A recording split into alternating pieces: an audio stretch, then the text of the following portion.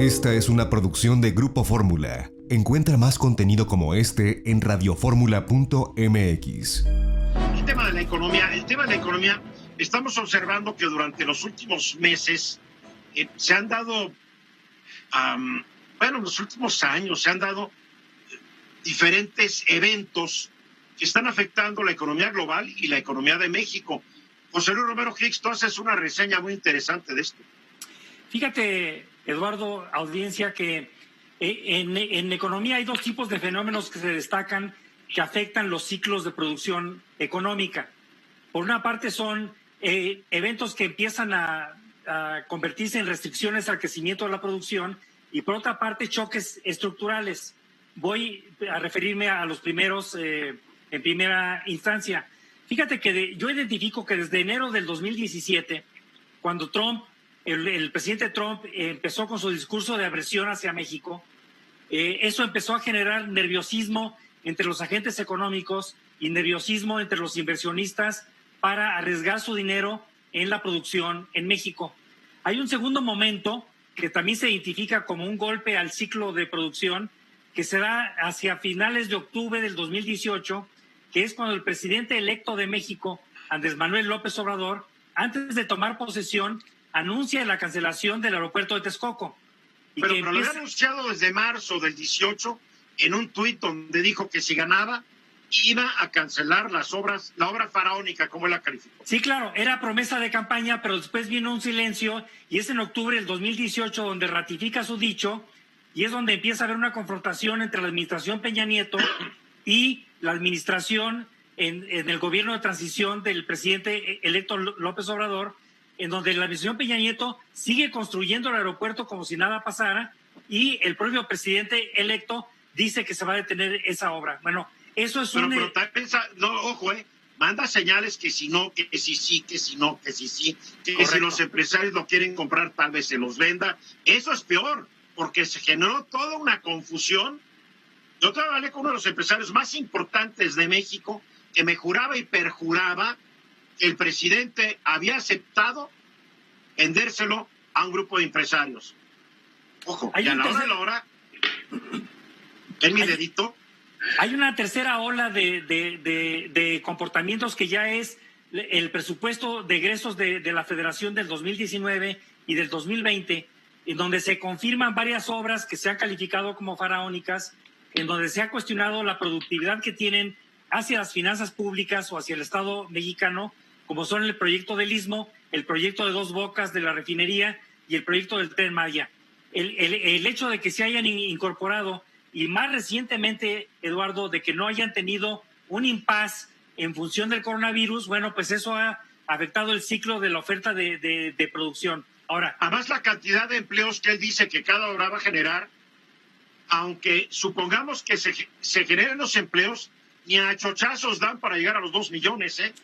Inclusive en el 2020, independientemente de que ya la semana pasada se asignó parte de la obra a un consorcio mexicano, portugués, chino, el primer año evidentemente que la mayor parte de los dineros se van hacia estudios y proyectos, no tanto a la ejecución de la obra, de tal manera que el impacto en los muchos o pocos empleos pues va a ser más bien o hacia finales de este año o hacia el 2021. Ahora, ¿cómo nos ha afectado ya el coronavirus? Bueno, hace rato en la primera parte del segmento platicábamos de las afectaciones en el empleo, y ya no voy a platicar de empleo, pero sí ya empieza a verse el choque del coronavirus, este choque de corte estructural, y voy a dar algunos ejemplos. Por ejemplo, en la industria automotriz ya se nota una contracción. En el primer mes de marzo de que tenemos ya el coronavirus, ya se dio una contracción en la venta de coches en México de poco más del 25%, Eduardo. Esto es muy importante porque son más de 87,500 autos en comparación con el mismo mes de marzo del año pasado. Y ya el año pasado venía de capa caída. Y ya el año pasado venía con cifras más bajas. Otro ejemplo del impacto ya del coronavirus es el impacto en la inversión, en donde de las inversiones que se esperaban, pues ya la inversión, como lo reportó el INEGI, en lo que se llama inversión fija bruta, viene ya un impacto de cercano al 2% en lo que va del primer trimestre de este año, y además esa inversión bruta fija se espera en el próximo reporte que pueda tener registros históricamente bajos, como ya se empezaron a ver hacia febrero y marzo. Destaco que enero se había visto una buena parte antes del coronavirus, había visto una buena parte de incremento en la inversión fija bruta, incluida inclusive la construcción, que había tenido un crecimiento del 1.4, pero que seguramente ya en las cifras de febrero, marzo y no se diga abril, pues van a venir muy negativas. ¿Por qué es importante este dato de la inversión fija bruta para la gente que no lo entiende? Porque es la inversión en los activos del país, Eduardo. Un país vale, entre otras cosas, por la cantidad de activos, de bienes materiales que se van generando. A ver, defíneme estos activos, más o menos. Bueno, presas, inversión en maquinaria, inversión en equipo, inversión en equipos de transporte, inversión en construcción residencial, inversión ¿Grandes en obras públicas no entran en eso?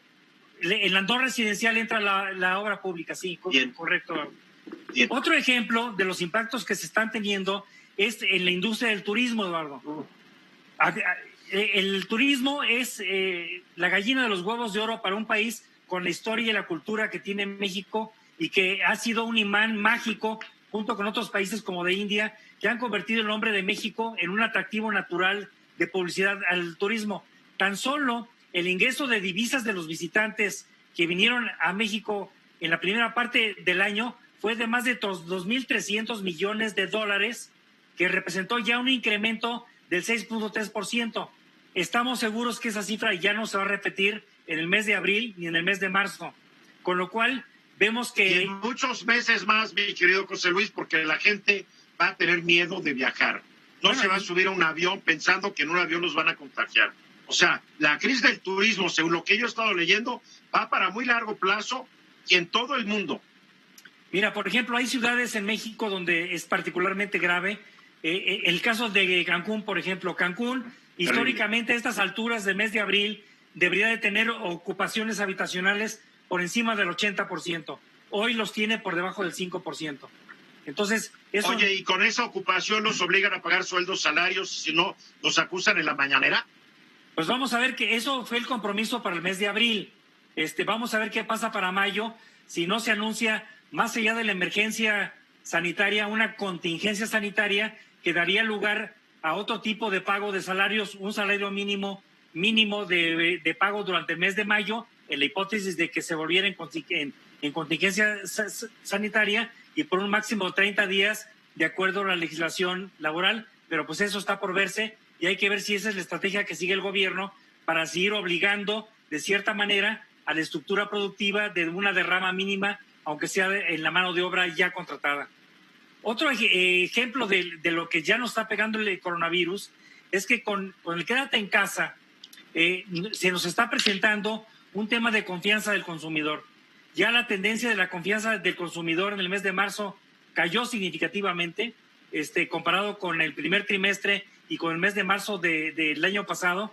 Y evidentemente que cada día que pasa estamos en una situación en donde el consumidor está cada vez más nervioso porque siente que tiene que privilegiar la liquidez para afrontar la incertidumbre de lo que nos viene. Luis Ernesto. Yo nada más quisiera decir que lo que estamos viendo, y lo narra muy bien José Luis, es una verdadera crisis económica y yo creo que se están quedando cortos. Yo en verdad creo que no vamos a tener 9, 8, yo creo que vamos a tener como un 12 o 14% de caída del producto. Lo más complicado es lo que va a pasar en los próximos 2 trimestres, porque en este trimestre que estamos empezando, abril, mayo, junio, seguramente vamos a tener una caída del 15 al 17%.